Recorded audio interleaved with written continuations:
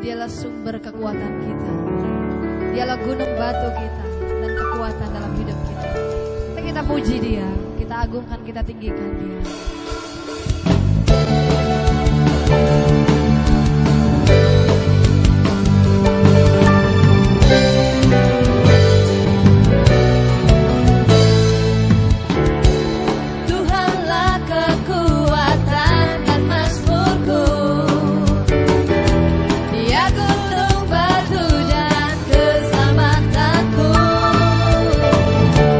Hanya padamu hatiku percaya.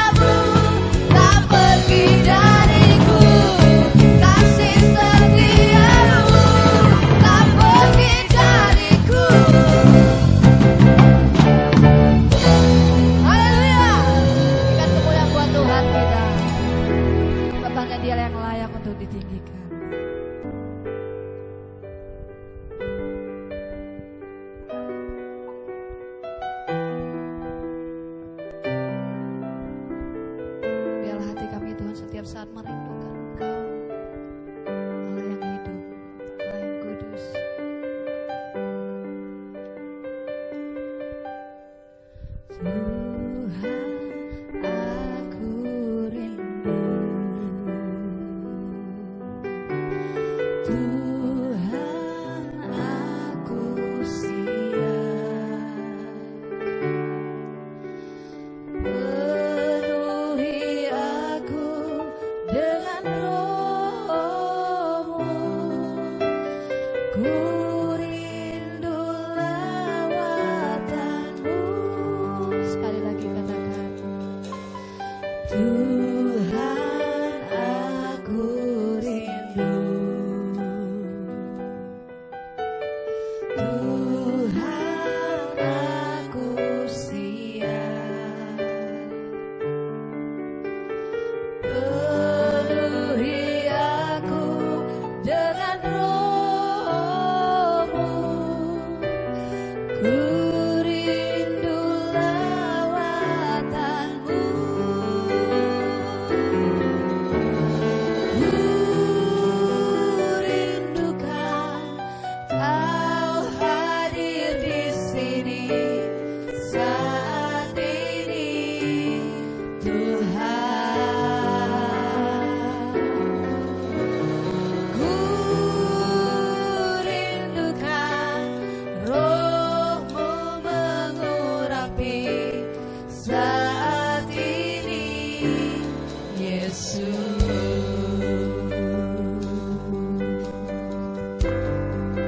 Kami rindu Tuhan.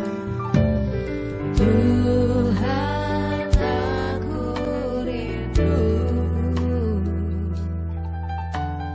Tuhan, aku siap.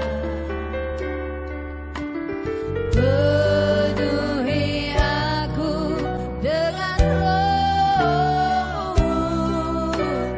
Ku rindu lawatan-Mu. Ku rindukan Kau hadir di sini saat ini, Tuhan.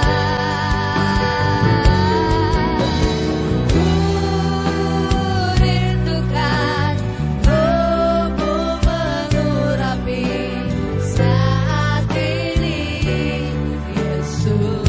Katakan lagi, kami rindu Tuhan. Ku rindukan Kau hadir di sini saat ini, Tuhan. Ku rindukan Roh-Mu mengurapi saat ini, Yesus.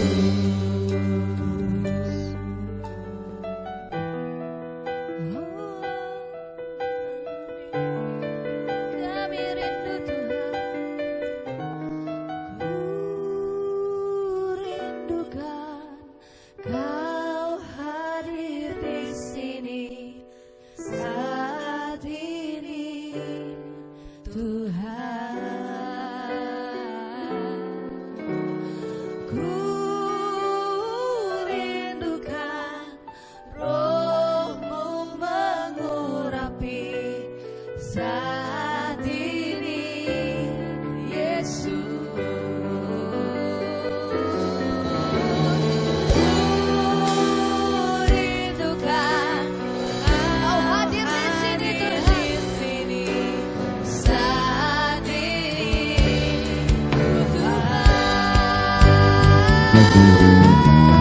Ku rindukan Roh-Mu mengurapi saat ini, Yesus. Sama-sama katakan, ku rindukan Kau hadir di sini saat ini, Tuhan.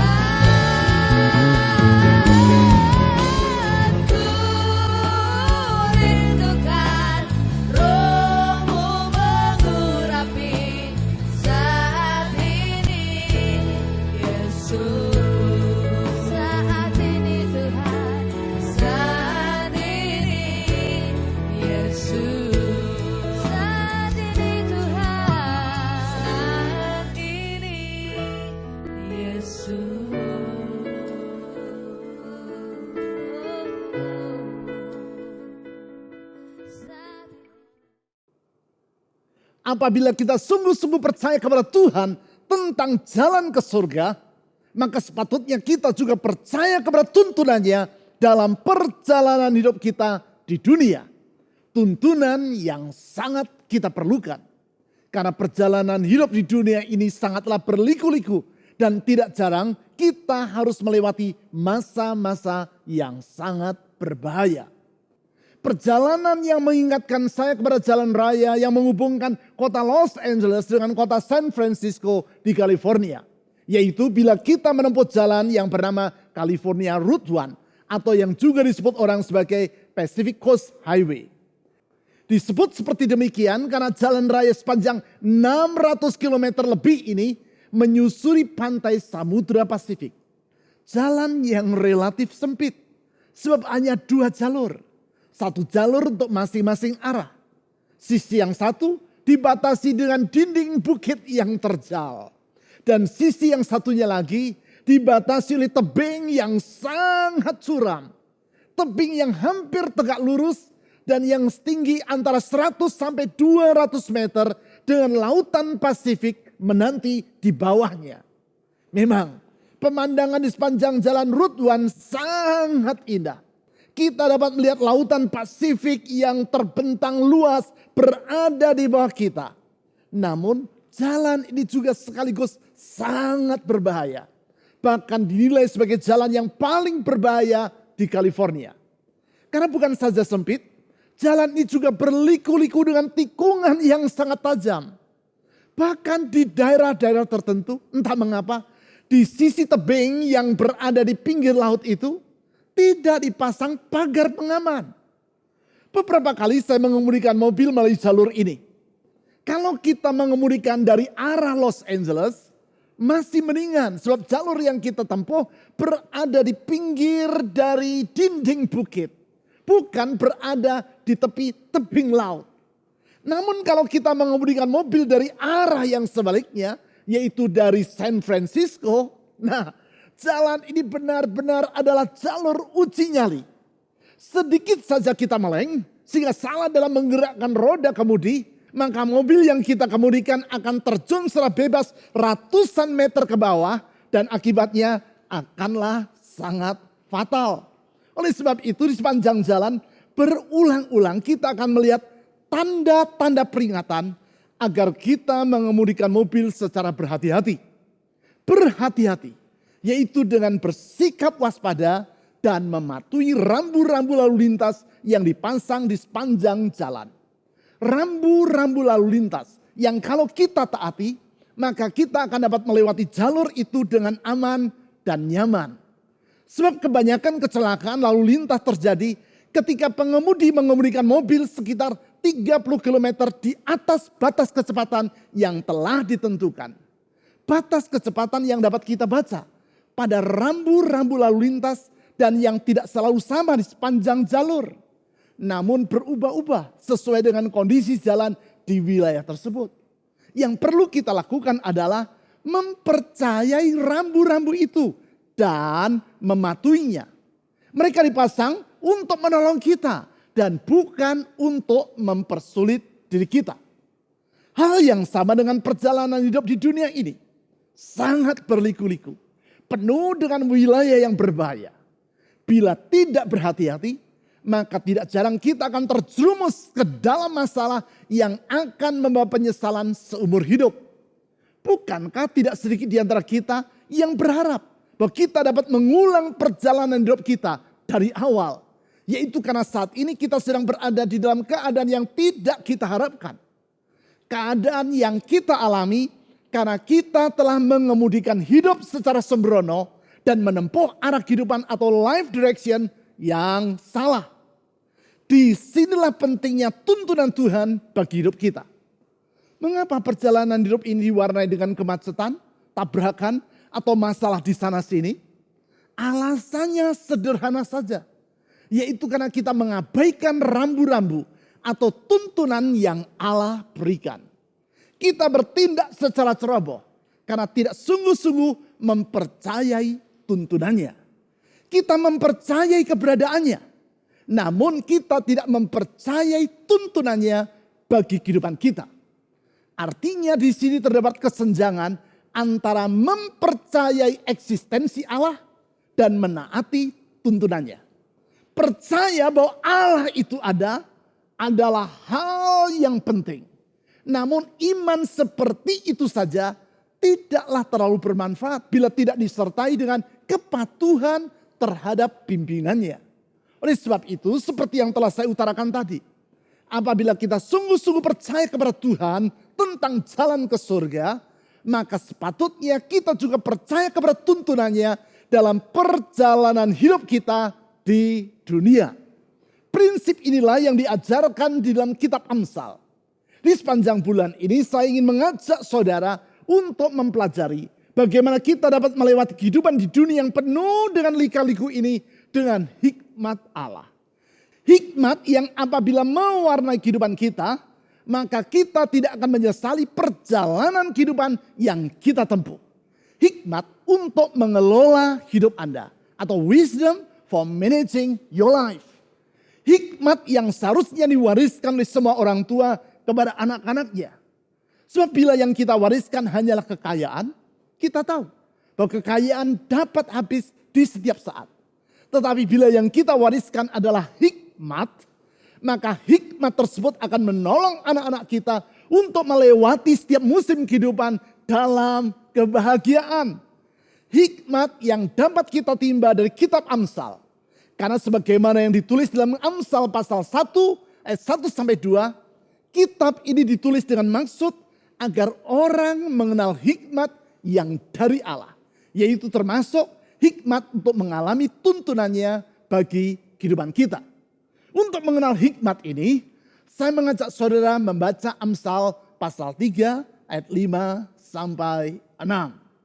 Amsal pasal 3 ayat 5 sampai 6. Percayalah kepada Tuhan dengan segenap hatimu. Dan janganlah bersandar kepada pengertianmu sendiri. Akuilah dia dalam segala lakumu. Maka ia akan meluruskan jalanmu. Hikmat yang diajarkan di ayat-ayat ini nampak sangat sederhana. Namun sesungguhnya sangat penting. Sederhana, namun merupakan kebenaran yang sangat mendasar bagi kehidupan kita. Ingat, tidak semua hal yang nampaknya sederhana adalah hal yang remeh. Justru seringkali hal-hal yang ruwet adalah tidak penting. Hal ini dapat kita lihat dalam buku bestseller tulisan Robert Fulghum yang berjudul All I Really Need to Know I Learned in Kindergarten.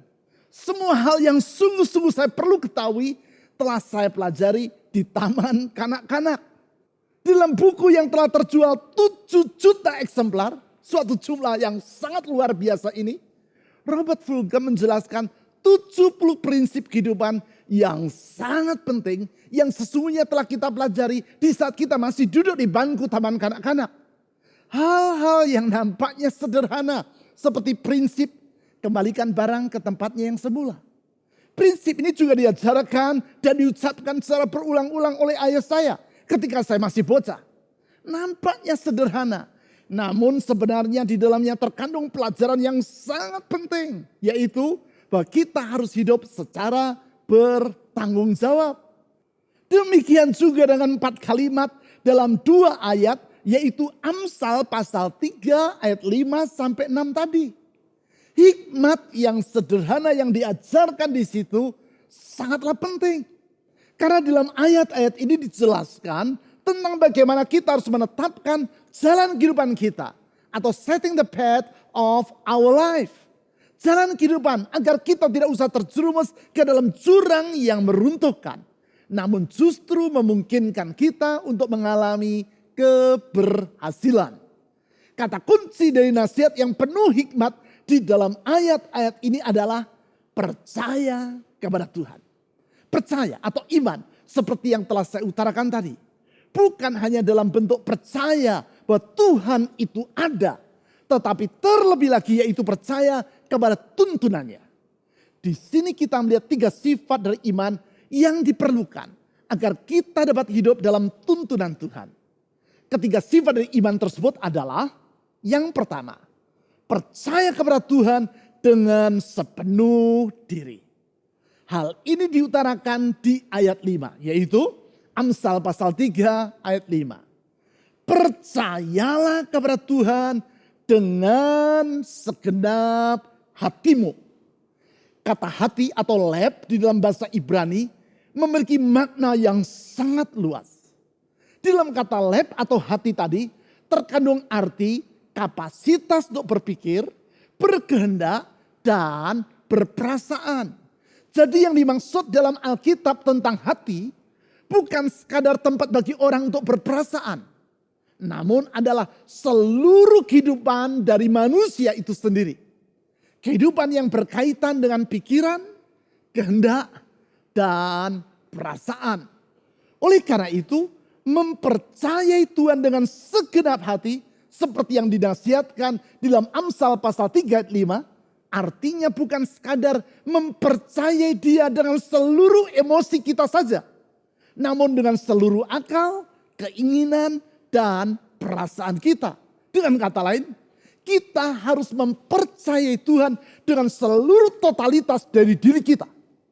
Perlu disadari bahwa kehidupan kita tidaklah terlepas dari apa yang disebut sebagai percaya. Tanpa disertai dengan percaya, kehidupan kita akan lumpuh. Dan kita tidak akan berani berbuat apapun juga.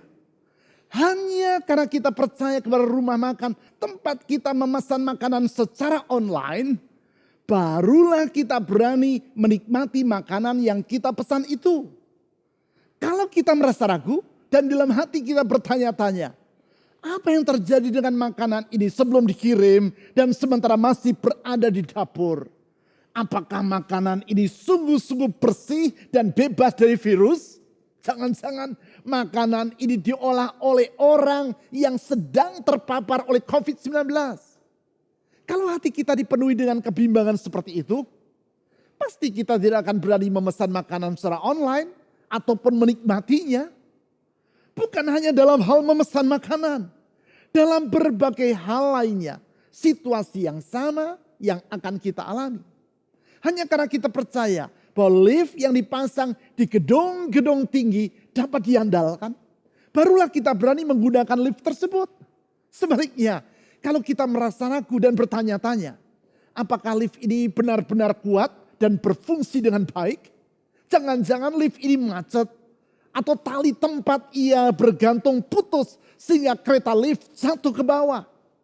Kalau kita berpikir seperti demikian, pasti kita tidak akan berani menggunakan lift. Dan terpaksa untuk naik ke lantai yang sangat tinggi dari gedung tersebut, kita harus bersusah payah dengan menggunakan tangga. Masih banyak hal lainnya lagi dalam hidup ini yang tidak dapat terlepas dari sikap percaya. Contoh yang lain, mana yang benar?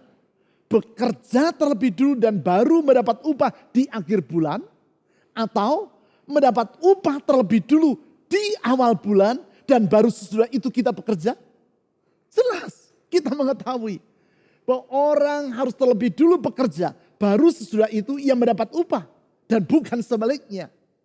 Kalau orang berkata, benarkah nanti saya akan mendapat upah? Jangan-jangan sudah saya bekerja habis-habisan, ternyata saya tidak mendapat upah.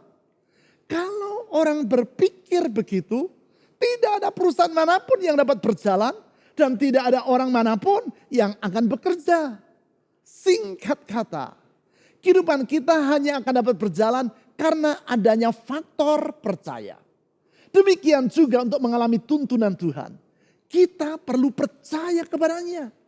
Tanpa iman kepada Tuhan, kita akan merasa ragu untuk mengikuti tuntunan yang Ia berikan. Dan perlu diperhatikan bahwa iman yang disyaratkan di sini bukanlah iman yang separuh-separuh, tetapi percaya kepada Tuhan dengan segenap hati. Bukti dari sikap seperti itu dijelaskan dalam kalimat kedua dari ayat 5 tadi, yaitu jangan bersandar kepada pengertianmu sendiri. Nasihat ini bukan berarti kita tidak perlu dan tidak boleh menggunakan akal yang Allah berikan kepada kita. Bukan. Jelas seperti yang berulang kali saya katakan, Allah tidak pernah berbuat iseng. kalau ia memberi kemampuan akaliah kepada kita, hal tersebut tentunya memiliki tujuan dan bukan karena ia sedang iseng. Kemampuan yang perlu kita gunakan dan kembangkan secara bertanggung jawab. Artinya kita harus menggunakan akal kita. Namun haruslah digunakan di bawah dan bukan di atas tuntunan Tuhan. Sehingga dengan demikian kita bukan menggunakan akal kita terlebih dulu. Dan kalau kemudian ternyata akal kita tidak mampu mengatasi persoalan, barulah kita memohon tuntunan Tuhan. Bukan. Sebab sikap itu sama dengan kita mendahulukan akal kita di atas tuntunan Tuhan. Yang benar adalah kita memohon tuntunan Tuhan terlebih dulu. Dan kita memohon agar ia mencerai pikiran kita sehingga dapat memahami tuntunannya. Itulah sikap percaya kepada Tuhan dengan sepenuh diri yang akan mengakibatkan kita mengalami tuntunannya dalam hidup kita. Kalau saudara percaya akan kebenaran ini, tulislah kata amin pada kolom komen di YouTube channel yang sedang saudara ikuti ini. Kalau saudara sadar bahwa dirimu memerlukan tuntunan Tuhan dan engkau percaya kepadanya dengan sepenuh dirimu, tulislah kata amin seperti yang telah saya sampaikan tadi. Dengan demikian, saudara menyatakan imanmu kepada Tuhan. Iman yang tidak akan sia-sia. Iman kepada Tuhan yang tidak akan mengecewakan. Sekarang, sifat yang kedua dari iman untuk mengalami tuntunan Tuhan adalah percaya kepada Tuhan dengan rendah hati. Saya ulang, percaya kepada Tuhan dengan rendah hati. Salah satu penyebab mengapa orang tidak hidup dalam tuntunan Tuhan adalah karena ia beranggapan bahwa dirinya tidak memerlukan tuntunan tersebut. Ia merasa dirinya mampu mengambil keputusan tanpa perlu bergantung kepada Tuhan. Memang ada banyak hal yang dapat kita putuskan secara mandiri. Sebagai contoh, keputusan atau pilihan tentang warna pakaian yang serasi dengan celana yang kita kenakan. Apakah kombinasi warna tersebut nampak nyaman di mata atau mengganggu pemandangan? Tentu hal-hal seperti itu dapat kita putuskan secara mandiri. Namun kita perlu menyadari bahwa tidak semua hal dapat kita putuskan sendiri. Karena kemampuan dan pengetahuan kita adalah terbatas. Dan di saat yang sama kita percaya bahwa kemampuan dan hikmat Tuhan bersifat tidak terbatas. Di dalam kerendahan hati dan iman seperti itu, kita memohon tuntunan Tuhan bagi kehidupan kita. Sikap seperti itulah yang perlu ada di dalam diri seorang pilot ketika ia mengemudikan pesawat untuk mendarat di sebuah bandara. Walaupun dengan matanya ia dapat melihat keadaan di luar pesawat, termasuk landasan tempat ia akan mendarat, dan peralatan navigasi dalam kokpit pesawat berfungsi dengan baik, tetap ia memerlukan tuntunan dari petugas dalam menara kontrol di bandara. Sang pilot percaya bahwa sang petugas dalam menara kontrol lebih mengetahui tentang kondisi dari landasan, cuaca, arah angin, lalu lintas di udara, dan berbagai faktor lainnya yang perlu diperhitungkan agar dirinya dapat membawa pesawat tersebut mendarat dengan selamat. Dengan rendah hati, ia harus menyadari akan keterbatasan dirinya. Dan di saat yang sama, ia mempercayai tuntunan dari menara kontrol. Itu sebabnya dalam kalimat kedua dari ayat 5 tadi ditulis, yaitu janganlah bersandar kepada pengertianmu sendiri. Kalimat ini mengandung pemahaman bahwa kita harus menyadari akan keterbatasan kita dan mempercayai ketidakterbatasan dari hikmat Allah. Sehingga dengan rendah hati kita memohon tuntunannya bagi hidup kita. Bagaimana kita dapat mengenali tuntunan Tuhan tersebut? Disinilah pentingnya untuk membangun kehidupan doa. Seperti yang berulang kali saya katakan. Melalui doa dan pujian kepada Tuhan, kita mengatur nada atau frekuensi hati kita agar sama dengan nada atau frekuensi yang ada di surga. Begitu pula bagi seorang pilot. agar yang bersangkutan dapat menangkap tuntunan dari petugas di menara kontrol di bandara, ia harus mengatur frekuensi alat komunikasi di dalam pesawat agar sama dengan frekuensi pemancar yang digunakan oleh petugas di menara kontrol. Kalau frekuensinya berbeda, maka ia tidak akan dapat mendengar tuntunan yang diberikan oleh si petugas di menara kontrol. Di sini pentingnya bagi kita untuk setiap pagi mengawali hari kita dengan berdoa untuk memohon tuntunan Tuhan bagi hidup kita di sepanjang hari itu. Itulah yang kita lakukan di setiap pagi melalui ibadah harian kita.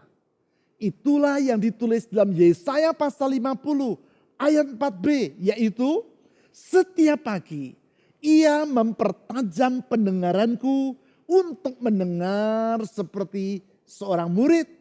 Oleh sebab itu, tanpa bosan, saya terus mengajak saudara untuk melakukan ibadah harian setiap hari. Dan tidak melewatkan kesempatan untuk berdoa bersama setiap hari Senin, Rabu, dan Sabtu yang diselenggarakan oleh gereja kita secara online. Melaluinya, dengan rendah hati, kita mempertajam pendengaran kita terhadap tuntunan Tuhan bagi hidup kita. Lebih lanjut, sifat yang ketiga dari iman untuk mengalami tuntunan Tuhan adalah percaya kepada Tuhan dengan penyerahan diri. Ulang, percaya kepada Tuhan dengan penyerahan diri. Hal tersebut diutarakan di ayat 6, yaitu yang berbunyi demikian. Akuilah dia di dalam segala lakumu, maka ia akan meluruskan jalanmu. Apakah yang dimaksudkan dengan mengakui dia dalam segala laku kita ini? Ini maksudnya, yaitu sikap penyerahan diri. Sama seperti seorang istri yang menyerahkan dirinya kepada suaminya. Termasuk penyerahan diri dalam hal keputusan-keputusan yang akan ia ambil. Ketika ia masih belum menikah, ia dapat mengambil keputusan tanpa harus berunding dengan orang lain. Misalnya, ketika ia akan pergi keluar rumah, ia tidak perlu meminta izin kepada siapapun juga. Khususnya kalau ia sudah dewasa dan hidup secara mandiri. Namun tidak demikian halnya kalau ia sudah berumah tangga. Ia harus mengakui dan menerima bahwa sekarang dirinya tidaklah sama seperti ketika ia belum menikah. Oleh karena itu, tanpa harus diminta terlebih dulu, ia akan memberitahu suaminya kalau ia akan pergi keluar rumah. Tindakan ini merupakan ekspresi dari pengakuan atau penyerahan dirinya terhadap suaminya. Hal yang sama bagi seorang suami terhadap istrinya. Pengakuan atau penyerahan diri kepada Tuhan seperti itulah yang merupakan cerminan dari iman kita kepadanya. Kalau kita sungguh-sungguh percaya kepada Tuhan, maka kita akan menyerahkan diri kita secara total kepadanya. Penyerahan diri yang diistilahkan di ayat 5 tadi sebagai bersandar. Semakin kita percaya kepada Tuhan, maka kita akan semakin bersandar kepadanya. Bukankah sikap seperti itu yang kita lakukan ketika kita duduk di sebuah kursi? Kalau kita sungguh-sungguh percaya bahwa kursi tersebut mampu menopang diri kita, maka kita akan menyerahkan seluruh berat dari tubuh kita pada kursi tersebut. Kita bersandar dengan sepenuhnya pada si kursi. Kita tidak akan duduk dengan setengah hati, yaitu dengan menumpukan setengah dari berat tubuh kita pada kedua kaki kita. Dan hanya menumpukan sisanya pada si kursi. Dalam hati kita berkata, jangan-jangan ketika aku duduki, kursi ini jadi roboh. Oleh karena itu, sebagai tindakan berjaga-jaga, sebaiknya aku duduk dengan separuh-separuh saja. Tidak. Kalau kita percaya kepada kekuatan dari sang kursi, kita tidak akan berlaku seperti itu. Sebab jelas, duduk dengan sikap separuh hati seperti itu akan membuat kaki kita terasa lelah. Hanya saja masalahnya, seringkali kita berbuat seperti demikian terhadap Tuhan. Kita tidak sungguh-sungguh yakin terhadap kemampuan dan nikmatnya. Sehingga kita hanya bersandar secara separuh-separuh kepadanya. Di dalam hati kita berkata, Jangan-jangan dia gagal. Jangan-jangan dia tidak mampu. Oleh karena itu sebagai tindakan berjaga-jaga, kalau dia gagal, maka aku tidak akan menyerahkan seluruh masa depanku dengan sepenuhnya ke dalam tangannya. Tidak heran. Kalau sebagai akibat, kita pun merasa kelelahan dalam hidup ini. Karena kita sama seperti orang yang duduk di kursi secara separuh mengambang. Begitulah iman kita kepada Tuhan. Merupakan iman yang mengambang. Bukan iman yang sepenuhnya. Dalam banyak hal kita bersikap mengambang kepada Tuhan. Pujian kita kepadanya bersifat mengambang alias separuh hati. Doa kita kepadanya bersifat mengambang alias penuh dengan keraguan-raguan. Ibadah kita kepadanya bersifat mengambang alias secara sambil lalu. Persembahan keuangan yang kita berikan kepadanya juga bersifat mengambang alias bersifat ala kadarnya. Sikap mengambang yang diistilahkan dalam kitab Wahyu pasal 3 ayat 15 sampai 16 yaitu sebagai tidak dingin maupun tidak panas alias suam-suam kuku. Penyerahan diri yang seperti itu, pujian dan doa yang seperti itu, ibadah dan persembahan yang seperti itu tidak akan pernah berkenan kepada Tuhan. Tetapi apabila kita bersikap berserah kepada Tuhan dengan sepenuh hati, maka Tuhan sendiri berjanji bahwa Ia yang akan meluruskan jalan kita. Ia akan mengatur dan menetapkan jalan yang akan kita tempuh. Ia akan menunjukkan arah yang benar dan membawa kita ke jalan yang tepat. Kita bersyukur bahwa Tuhan Yesus tidak pernah bersikap mengambang kepada kita. Kasih-Nya kepada kita tidak bersifat separuh-separuh alias mengambang. Pengorbanannya bagi kita di kayu salib tidak bersifat setengah-setengah. Yaitu hanya disalibkan sampai pingsan saja. Bukan. Ia mengorbankan dirinya dengan sepenuhnya. Yaitu sampai mati. Pengorbanan yang bersifat total. Sehingga kita pun mengalami keselamatan yang bersifat sepenuhnya. Keselamatan yang sepenuhnya. Yaitu baik bagi kehidupan kita di masa lampau. Yaitu dengan menghapuskan kehidupan kita yang kelam dan membebaskan kita dari hukuman dosa. Keselamatan untuk kehidupan kita di masa yang datang. Yaitu dengan menjamin kehidupan yang kekal bersama dengan Dia di balik kehidupan kita di dunia ini. Bukan itu saja. Juga keselamatan untuk kehidupan di masa kini. Yaitu dengan menyertai dan menuntun hidup kita di segala keadaan. Pengorbanan Yesus Kristus dalam kasih yang bersifat total seperti itulah yang sebentar akan kita rayakan melalui perjamuan kudus. Namun sebelum kita mengambil bagian dalam tubuh dan darah Kristus untuk mensyukuri anugerahnya yang mulia itu, saya ingin mengajak saudara untuk mengambil waktu teduh sejenak dan meminta agar Roh Kudus memeriksa hati kita. Izinkan Ia bertanya, sudahkah saudara percaya kepada Tuhan dengan sepenuh diri, dengan rendah hati, dan dengan penyerahan diri secara total? Apabila sudah, apakah buktinya? Apabila belum, mohon agar Ia membaharui hidupmu. Sehingga hidupmu benar-benar akan mengalami restart. Yaitu kehidupan dengan awal yang baru. Mari kita ambil waktu teduh sejenak dan meminta agar Roh Kudus berbicara kepada kita. Kemudian saya akan berdoa bagi saudara dengan memohon tuntunan Tuhan bagi hidupmu. Mari kita ambil waktu teduh sejenak.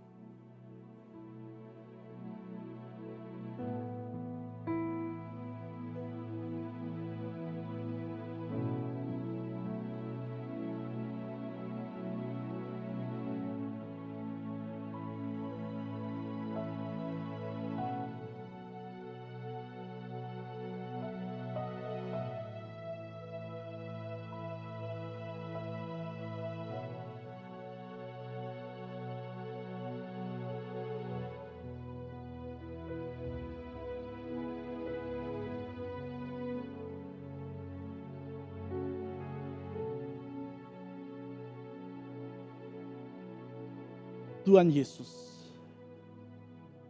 kami bersyukur karena Engkau tidak pernah bersikap setengah-setengah kepada kami. Kasih-Mu tidak bersifat separuh-separuh. Pengorbananmu tidak bersifat mengambang. Tetapi Engkau mengasihi kami dengan sepenuh diri-Mu. Dalam kasih yang bersifat total itu Engkau rela menyerahkan diri-Mu.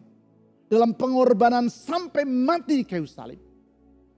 Kasih-Mu yang sungguh besar itu memberi jaminan bagi hidup kami. Sehingga kami tahu bahwa di dalam kasih-Mu masa lampau kami yang kelam telah dihapuskan.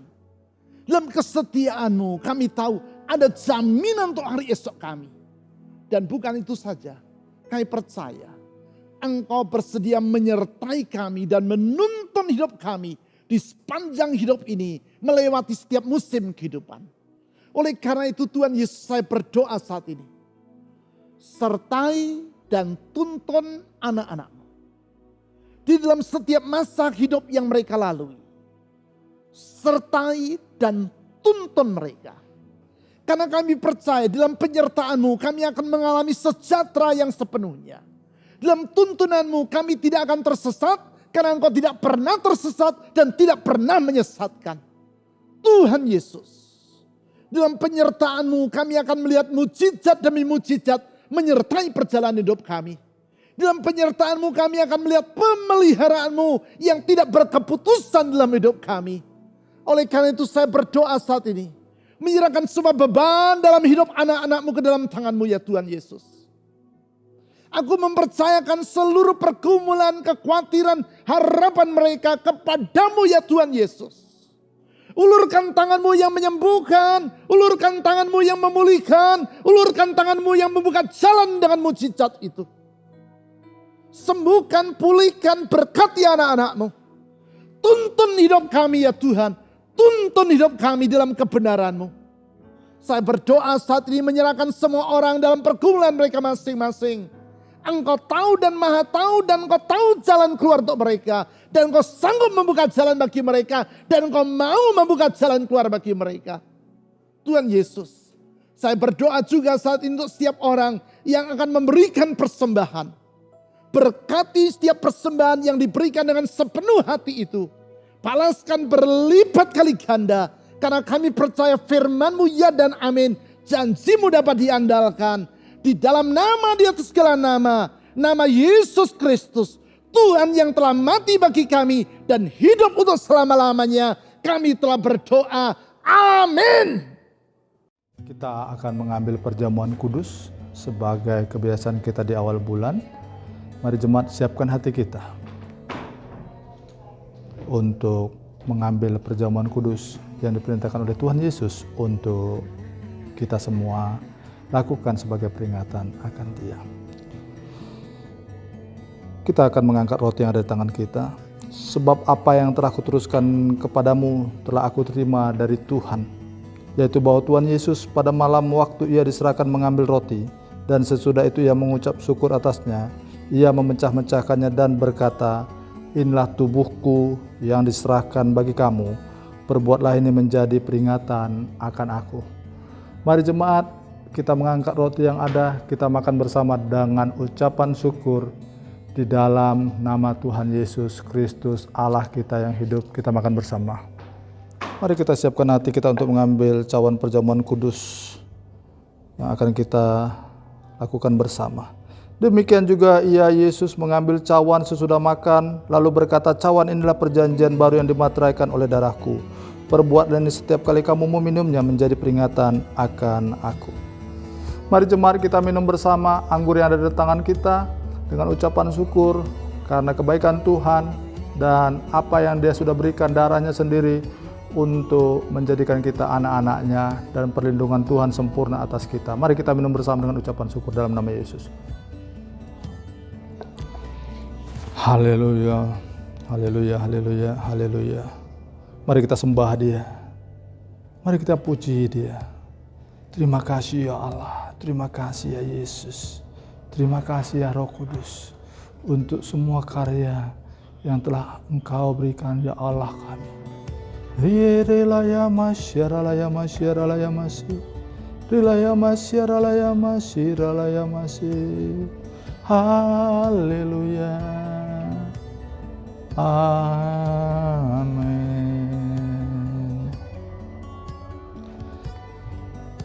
Kita akan mengakhiri ibadah kita yang begitu luar biasa, dan kita akan menyambut bulan ini dalam kemenangan Tuhan. Mari jemaat, angkat tanganmu, bangkit tubuhmu dari tempat dudukmu. Kita akan menghadap kepada Tuhan untuk menerima berkat seperti yang Tuhan janjikan bagi orang yang setia mengikut kepadanya.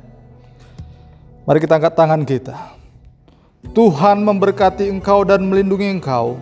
Tuhan menyinari engkau dengan wajah-Nya dan memberi engkau kasih karunia. Tuhan menghadapkan wajah-Nya kepadamu dan memberi engkau damai sejahtera. Jemaat, terimalah berkat ini dan pulanglah dalam kemenangan Tuhan. Dan ceritakanlah kebesaran Tuhan kemanapun engkau pergi, sampai Tuhan datang kedua kali menyambut kita. Dan apapun yang kita perbuat di dalam takut akan Tuhan berhasil adanya, karena Tuhan yang membuatnya berhasil. Di dalam nama Bapa, Putra dan Roh Kudus, kita sambut berkat ini dan sama-sama kita katakan amin. Tuhan Yesus memberkati kita semua.